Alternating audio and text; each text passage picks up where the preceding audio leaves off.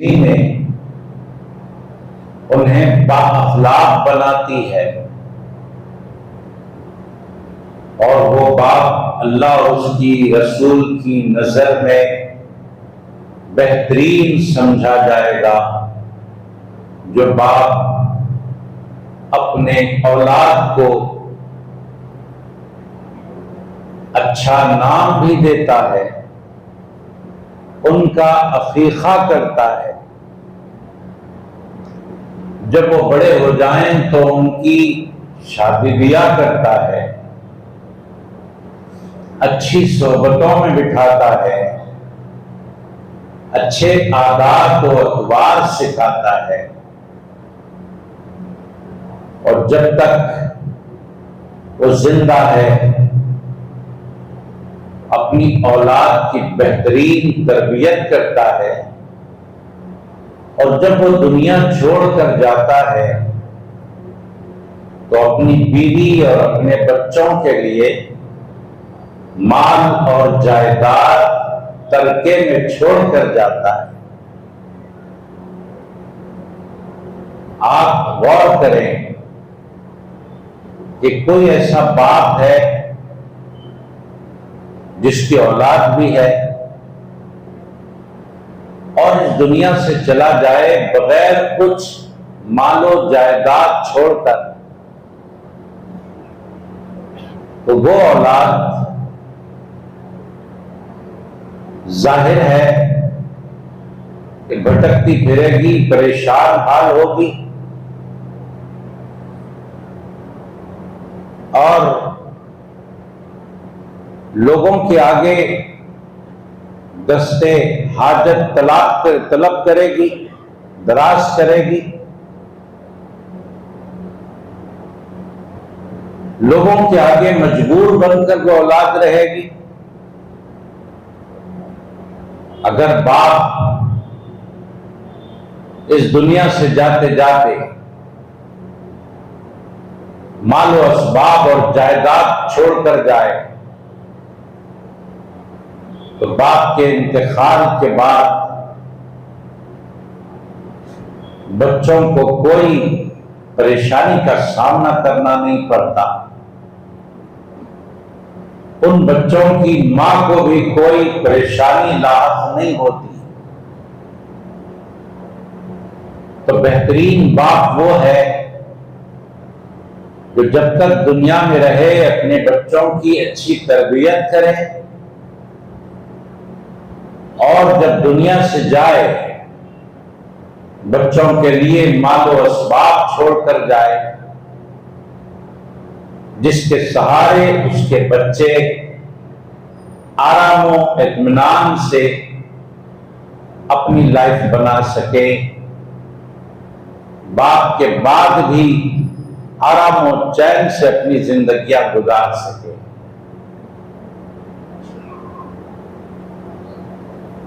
ایک صحابی نے حضور صلی اللہ علیہ وآلہ وسلم کی بارگاہ میں عرض کیا، یا رسول اللہ علیہ السلام، میرے پاس دولت بہت ہے اور مجھے صرف ایک بیٹی ہے، میں چاہتا ہوں کہ اپنا مال اللہ کی راہ میں خرچ کر دوں تاکہ میری آخرت بن جائے۔ سرور کائنات صلی اللہ علیہ وآلہ وسلم نے ارشاد فرمایا، یہ بتاؤ تمہاری بیٹی کے لیے تم کیا چھوڑو گے؟ عرض کیا حضور، اپنے مال میں سے 3 حصے کروں گا اور 1 حصہ بیٹی کے لیے رکھوں گا، باقی 2 حصے راہ خدا میں خیرات کر دوں گا۔ حضور صلی اللہ علیہ وآلہ وسلم نے ارشاد فرمایا، نہیں، یہ تمہاری بیٹی کے لیے بہت کم ہوگا۔ عرض کیا سرکار، میں اپنے مال کو 2 حصوں میں بانٹ دوں گا، اور ایک حصہ بیٹی کے لیے اور 2 حصے راہ خدا میں خرچ کر دوں گا۔ حضور صلی اللہ علیہ وآلہ وسلم نے ارشاد فرمایا یہ بھی بیٹی کے لیے کم ہے۔ اس کے بعد عرض کیا یا رسول اللہ علیہ السلام میں اپنے مال کے 3 حصے کروں گا اور 2 حصے بیٹی کے لیے رکھ چھوڑوں گا اور 1 حصہ راہ خدا میں خرچ کروں گا۔ تب رسول پاک علیہ السلام نے فرمایا راہ خدا میں یہ بھی بہت ہے، مگر پھر بھی تم نے یہ جو فیصلہ کیا ہے یہ مناسب ہے کہ بیٹی کے لیے 2 حصے رکھو اور راہ خدا میں 1 حصہ خرچ کرو، خیرات کرو، اپنی آخرت بنا۔ وصیت یا ہبہ جو اسلام میں بیان کیا گیا ہے، کسی بندے کی ملکیت ہے، وہ پورے کا پورا راہ خدا میں خرچ نہ کرے،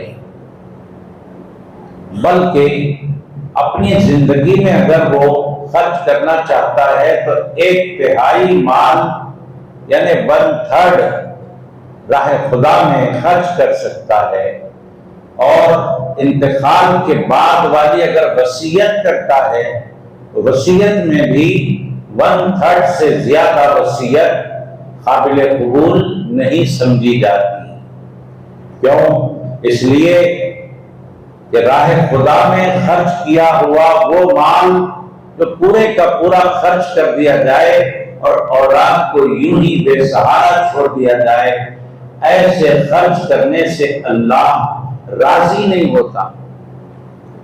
اللہ راضی اس وقت ہوتا ہے جب باپ اپنی اولاد اور اپنی اہلیہ کا انتقال کے بعد خیال رکھے اور اپنے مال میں سے، اپنی جائیداد میں سے ان کا حق چھوڑے۔ 1/3 سے زیادہ اسلام اجازت نہیں دیتا۔ تو جب عرض کیا یا رسول اللہ علیہ السلام میں اپنے مال کا 1/3 حصہ راہ خدا میں خرچ کر دوں گا، 2/3 اپنی بیٹی کے لیے رکھ چھوڑوں گا، تب حضور صلی اللہ علیہ وآلہ وسلم نے ارشاد فرمایا ہاں ایسا ہی کرو۔ دیکھو اگر تم اپنی اولاد کے لیے کچھ بھی نہ چھوڑو گے تو پھر تمہارے بعد تمہاری اولاد لوگوں کے آگے مانگتے پھرے گی، لوگوں سے مدد مانگے گی، لوگوں سے روپیہ پیسہ مانگے گی، لوگوں کے آگے ہاتھ پھیلائے گی۔ یہ بات اچھی نہیں ہے۔ اچھی بات تو یہ ہے کہ باپ اس دنیا سے جاتے جاتے اپنی اولاد کے لیے کافی مال و اسباب اور جائیداد چھوڑ کر جائے تاکہ اولاد کو کسی کے آگے ہاتھ پھیلانے کی ضرورت نہ پڑے۔ یہ بہترین باپ ہے۔ جن کو اللہ نے مال و دولت اور جائیداد دیا ہے، وہ اگر اپنی زندگی میں تقسیم کرنا چاہتے ہیں تو اسلام نے اس کے اصول بتائے اور فرمایا اگر تم زندگی میں بانٹ دینا چاہتے ہو تو اپنے کل مال کے حصے کرو۔ دیکھو کہ اپنے افراد خاندان میں کتنے لوگ ہیں۔ پہلے تم اپنے لیے جتنا بھی مقرر کرنا چاہتے ہو تمہاری مرضی پر ہے، تم اپنے لیے مقرر کر لو۔ اس کے بعد جو مال بچے گا اس میں تمہاری اہلیہ ہے، تمہارے لڑکے ہیں، تمہاری لڑکیاں ہیں، ان سب کو برابر برابر کا حصہ دے دو۔ لڑکی کے لیے کم، لڑکے کے لیے زیادہ نہیں۔ کب؟ زندگی میں اگر تقسیم ہو رہی ہے، زندگی میں جیتے جی اگر آپ تقسیم کر رہے ہیں تو اپنا حصہ الگ نکال کر جو باقی حصہ ہے اس حصے میں سے سب کو برابر برابر تقسیم کر دو۔ اس میں بیوی بھی آ گئی، اس میں بیٹے بھی آ گئے، اس میں بیٹیاں بھی آ گئی، کسی کو کم زیادہ نہیں۔ ہاں باپ کو یہ اختیار دیا جا رہا ہے کم زیادہ کرنے کا بھی، مگر ایسا کم زیادہ نہیں کہ کسی ایک کو تکلیف پہنچانے کے لیے دوسرے کو زیادہ دے دیا اور جس کو تکلیف پہنچانا چاہتے ہیں اس کو کم دے دیا۔ نیت میں ہماری تکلیف پہنچانا نہ ہو، بلکہ اگر کوئی باپ دیکھتا ہے کہ فلاں بیٹا میرا میری زیادہ خدمت کرتا ہے لہذا اس کو زیادہ دینا چاہتا ہوں، کوئی بیٹی میری زیادہ خدمت کرتی ہے اس کو کوئی دوسروں سے زیادہ دینا چاہتا ہوں، اس لحاظ سے اگر کمی زیادتی ہوتی ہے تو اس میں کوئی مشکل نہیں ہے، کوئی گناہ نہیں ہے، مگر ایک بیٹے کو ستانے کے لیے، ایک بیٹے کو تکلیف دینے کے لیے دوسرے بیٹے کو اگر زیادہ دیا جاتا ہے تو یہ قابل گرفت ہے، اللہ کے پاس اس کی پکڑ ہوگی۔ بہتر یہ ہے کہ اپنے لیے ایک حصہ مقرر کر لے اور باقی جتنا بچے گا سب میں برابر کا تقسیم کر دے۔ یہ زندگی میں تقسیم ہے۔ انتقال کے بعد جو تقسیم ہوتی ہے اس کو وراثت کہتے ہیں، اس کو میراث کہتے ہیں۔ زندگی میں جو تقسیم ہوتی ہے اس کو گفٹ کہتے ہیں، اس کو ہبہ کہتے ہیں، اس کو میراث نہیں بولتے۔ انتقال کے بعد میراث ہوتی ہے، وراثت کی تقسیم ہوتی ہے۔ اس میں جو قاعدہ ہے تقسیم کا وہ مفتیان کرام سے اگر آپ رجوع ہوں گے تو وہ بالکل آپ کو برابر کا لکھ کر دیں گے، اہلیہ کو کتنا، بیٹوں کو کتنا، بیٹیوں کو کتنا، وہاں حساب کتاب الگ ہو جاتا ہے، سب برابر نہیں رہتے۔ ماں کا حصہ بیٹیوں سے کچھ زیادہ ہوتا ہے، بیٹوں کا حصہ ماں سے زیادہ ہوتا ہے۔ بیٹی کو اگر ایک حصہ ملتا ہے تو بیٹے کو 2 حصے ملتے ہیں۔ یہ انتقال کے بعد کی بات ہے۔ بہرحال ہم بتانا یہ چاہتے ہیں کہ وہ باپ اولاد کے حق میں بہت ہی بہترین باپ ہے جو اس دنیا سے جاتے جاتے اپنی اولاد کے لیے کچھ مال و اسباب، جائیداد وغیرہ چھوڑ کر جائے، کیونکہ اولاد کے لیے بڑی سہولت اور بڑی آرام و چین کی زندگی ہو جاتی ہے۔ یہ باپ کا چھوڑنا، باپ چھوڑ کر جا رہا ہے تو باپ کے چھوڑے ہوئے مال سے اولاد سکون میں رہتی ہے، اور اللہ رب العزت بھی ایسے باپ کی قدر کرتا ہے، ایسے اولاد کا لحاظ کرتا ہے اللہ بھی۔ آپ سورہ کہف پڑھیے، اس سے پہلے بھی شاید میں نے عرض کیا، حضرت خضر علیہ السلام جو اللہ کے ولی ہیں وہ چل رہے تھے، حضرت موسیٰ علیہ السلام کے ساتھ ہیں۔ چلتے چلتے حضرت خضر نے کیا کیا، ایک دیوار بوسیدہ ہو کر گر رہی تھی، اس دیوار کو حضرت خضر نے پھر سے مضبوط کھڑی کر دی۔ حضرت موسیٰ علیہ السلام دیکھ رہے ہیں اور مضبوط دیوار بغیر کسی مزدوری کے حضرت خضر نے یہ کام کیا۔ وہاں سے نکلنے کے بعد حضرت موسیٰ علیہ السلام نے کہا کہ اے خضر، ایک بات سمجھ میں نہیں آئی، وہ یہ کہ آپ کو کسی نے کوئی مزدوری بھی نہیں دیا اور آپ نے یہ دیوار غیر ضروری اٹھا دی، یہ میری بات سمجھ میں نہیں آئی۔ تو حضرت خضر نے کہا میں نے جو کچھ کیا ہے وہ اللہ کے حکم سے کیا ہے، میں نے جو کچھ کیا ہے وہ اللہ کے حکم سے کیا ہے۔ اللہ کا حکم ہوا کہ اے خضر یہاں دیوار کھڑی کر دو، کیونکہ اس بوسیدہ دیوار کے نیچے یتیم بچوں کا خزانہ ہے، اگر یہ دیوار گر جائے گی اور خزانہ باہر آ جائے گا تو لوگ اس خزانے کو لوٹ لیں گے اور وہ بچے محروم ہو جائیں گے۔ میں ان بچوں کو محروم کرنا نہیں چاہتا، جس کے باپ نے اپنے بچوں پر احسان کیا ہے، میں بھی ان بچوں پر احسان کرنا چاہتا ہوں۔ باپ نے یہ احسان کیا کہ اپنے یتیم بچوں کے لیے مال کو وہاں محفوظ کیا، تو میں بھی اس باپ کی قدر کرتا ہوں، ان بچوں کی بھی قدر کرتا ہوں۔ اس کے بعد اللہ رب العزت نے نہ صرف اس مال کی حفاظت کی، بلکہ اپنی اولاد کا خیال کرتے ہوئے ان کے لیے مال کو محفوظ کرنے والے باپ کی تعریف کرتے ہوئے قرآن کریم میں ارشاد فرمایا وَكَانَ أَبُوهُمَا صَالِحًا، وہ باپ جو اپنے بچوں کا خیال کر کے مال کو پہلے سے ہی محفوظ کر رکھا ہے، میری نظر میں وہ باپ بڑا نیک باپ ہے۔ وَكَانَ أَبُوهُمَا صَالِحًا، ان بچوں کا باپ بڑا نیک آدمی تھا۔ تو اللہ کی نظر میں، اللہ کے رسول کی نظر میں وہ باپ بڑا نیک انسان ہے جو اپنی اولاد کے لیے اس دنیا میں کچھ مال اور جائیداد چھوڑ کر جاتا ہے۔ ہم بھی یہ کوشش کریں کہ اپنی اولاد کے لیے کچھ مال و اسباب چھوڑ کر جائیں،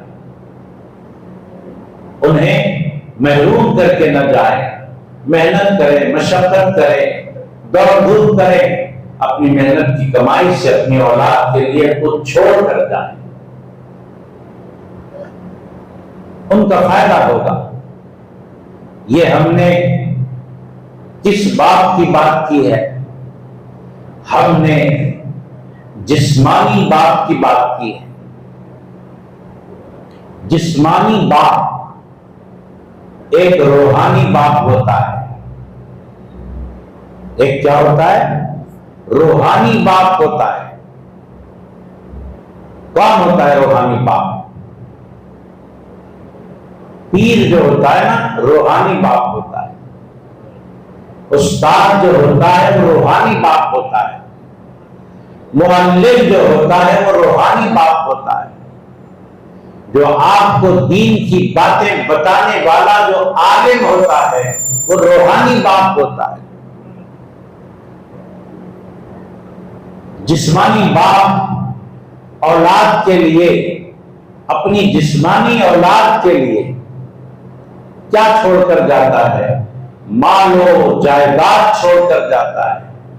اور جو روحانی باپ ہوتا ہے وہ روحانی باپ اپنی روحانی اولاد کے لیے یعنی قوم و ملت کے لیے علم چھوڑ کر جاتا ہے، علم چھوڑ کر جاتا ہے۔ آج ہم ایک ایسے روحانی باپ کا تذکرہ کرنے جا رہے ہیں جس روحانی باپ کو دنیا علامہ احمد رضا خان فاضل بریلوی کے نام سے جانتی ہے۔ علامہ احمد رضا خان فاضل بریلوی رحمت اللہ علیہ بریلی کی سرزمین پر جن کی مزار شریف ہے، وہ اس قوم و ملت کے روحانی باپ گزرے۔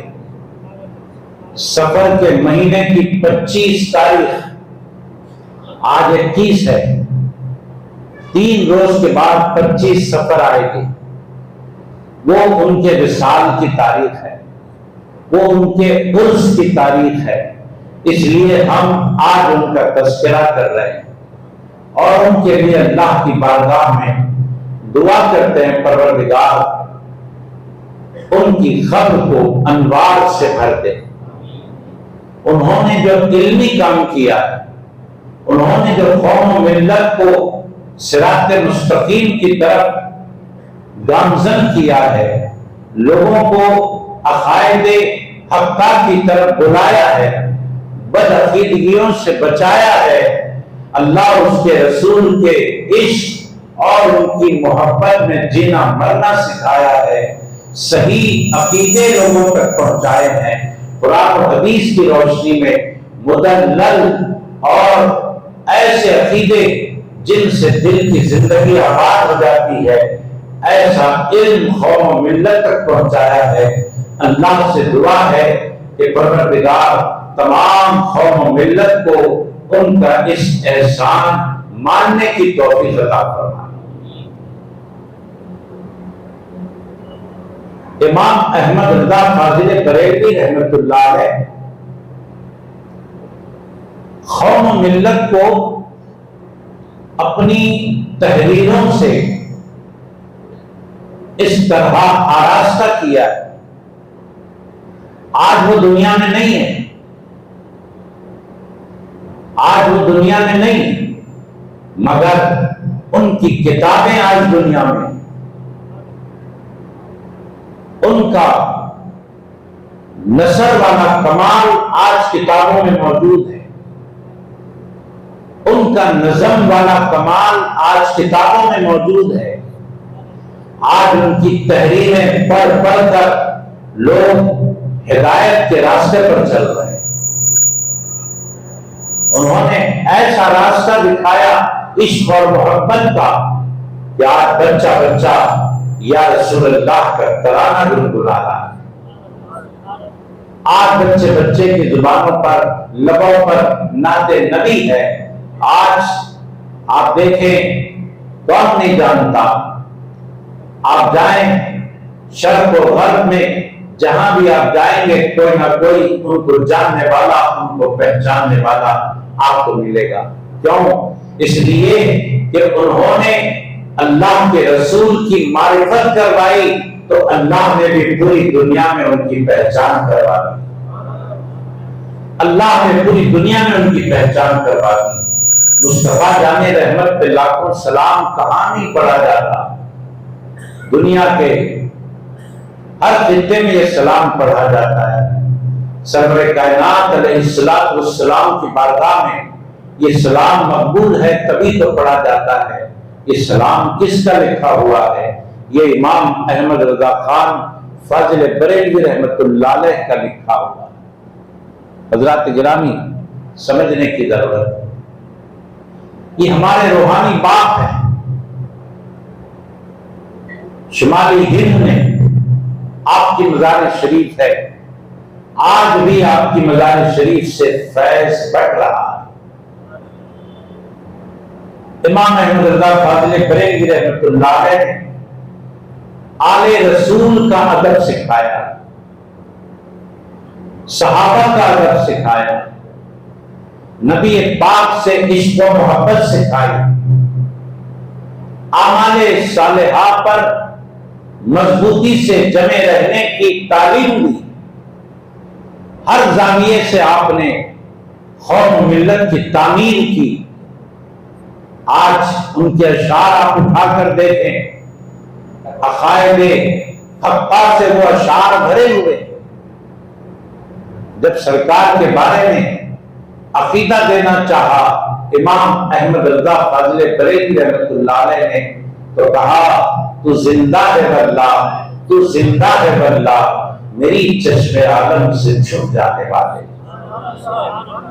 دنیا جب نبی پاک کو مردہ کہہ رہی تھی، اسی بدعقیدگی کی فضاؤں میں امام احمد رضا فاضل بریلوی رحمۃ اللہ علیہ نے آواز بلند کی کہ سرور کائنات مردہ نہیں ہے بلکہ زندہ ہے، اور ایسے زندہ ہے جو محبت سے ان کا نام لیتا ہے تو اس کا دل بھی زندہ ہو جاتا ہے.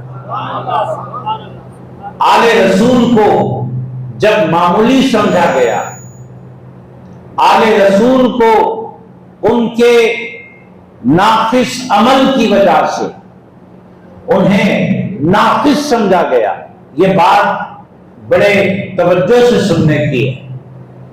کیونکہ آج کے دور میں کچھ ایسے بریلوی حضرات ہیں جو خود امام احمد رضا فاضل بریلوی رحمۃ اللہ علیہ کے نقش قدم پر نہیں معلوم ہوتے. نام تو لیتے ہیں امام احمد رضا کا، مگر وہ خود مسلک اعلیٰ حضرت پر نہیں ہے، وہ خود امام احمد رضا کے نقش قدم پر نہیں ہے. امام کی ٹریک الگ تھی، ان کی ٹریک الگ ہو گئی. جب آل رسول کو ان کے ناقص عمل کی بنا پر، یہ توجہ سے سننے کی بات ہے، آل رسول کو ان کے ناقص عمل کی بنا پر انہیں ناقص سمجھا گیا پھر ایک بار عرض کرتا ہوں، آل رسول کو ان کے ناقص عمل کی بنا پر جب انہیں ناقص سمجھا گیا تو امام احمد رضا فاضل بریلوی رحمۃ اللہ علیہ نے یہ ذہن دیا، یہ عقیدہ دیا اور یہ نظریہ دیا کہ آل رسول کا عمل نہ دیکھو، آل رسول کی نسبت دیکھو۔ نسبت کس سے لگی ہے؟ عمل کو نہ دیکھو، نسبت کو دیکھو، کتنا ہی وہ ناقص عمل کا ہوگا لیکن نسبت رسول پاک سے ہے، وہ آل رسول ہے، اب کوئی بھی ہو اس کا عمل نہ دیکھا جائے گا۔ امام احمد رضا نے پورے زور کے ساتھ کہا، تیری نسل پاک میں ہے بچہ بچہ نور کا، یا رسول اللہ تیری نسل پاک میں ہے بچہ بچہ نور کا، تو ہے اہل نور، تیرا سب گھرانہ نور کا۔ کیا امام احمد رضا نے کسی سادات کے عمل کو دیکھا؟ نہیں، امام احمد رضا نے کسی سادات کے عمل کو دیکھ کر سادات کی قدر و منزلت اور ان کا احترام نہیں کیا۔ امام احمد رضا نے سادات کی نسبت کو دیکھا کہ یہ سادات کیسا بھی ہوگا، اس کی نسبت محمد رسول اللہ سے لگی ہوئی۔ یہ عقیدہ، یہ نظریہ امام احمد رضا فاضل بریلوی نے دیا ہے، اسی عقیدے اور نظریے کو دیکھتے ہوئے چلنا ہے۔ اور جنوبی ہندوستان میں ہمارا ایک روحانی باپ ہے جس کو سمجھنے کی ضرورت ہے، جس کو پڑھنے کی ضرورت ہے، جس کی راہ پر چلنے کی ضرورت ہے۔ اس روحانی باپ کا نام امام محمد انوار اللہ فاروقی فضیلت جنگ بانی جامع نظامیہ، یہ ہمارے روحانی باپ ہے۔ ہم کو ان کی قدر کرنا ہے۔ ہم کو جس باپ نے پیدا کیا ہے وہ جسمانی باپ ہے، وہ ہمارے لیے مال چھوڑ کر گیا ہے، یہ ہمارے روحانی باپ ہے، انہوں نے ہمارے لیے علم چھوڑا ہے۔ یاد رکھیں، جسمانی باپ نے جو مال چھوڑا ہے وہ مال ہم بھی چھوڑ کر جانے والے ہیں، وہ مال ہمارے ساتھ نہیں آنے والا، وہ بھی ہم چھوڑ کر جائیں گے، لیکن ہمارے روحانی باپ نے جو ہمیں علم دیا ہے، جو عقیدہ دیا ہے، جو نظریہ دیا ہے، وہ علم، وہ عقیدہ، وہ نظریہ ہم چھوڑ کر جانے والے نہیں ہیں، ہم اپنے ساتھ قبر میں لے جانے والے ہیں، ہم اپنے ساتھ حشر میں لے جانے والے ہیں۔ ہم اسی عقیدہ اور نظریے کو آخرت میں بھی اپنے پاس رکھنے والے ہیں۔ اللہ سے دعا کرتے ہیں پروردگار ہم سب پر امام احمد رضا فاضل بریلوی، امام محمد انوار اللہ فاروقی، ان دو حضرات کے فیضان کو جاری و ساری فرما۔ صلی اللہ تعالی علی خیر خلقہ ونور عرشہ سیدنا محمد وعلی آلہ واصحابہ اجمعین والحمد للہ رب العالمین۔ بیماروں کی فہرست لمبی ہے، عائشہ بیگم سے لے کر عائشہ صدیقہ تک، اللہ تبارک و تعالی ان سب کو شفاء کاملہ عطا فرمائے۔ وآخر دعوانا ان الحمد للہ رب العالمین۔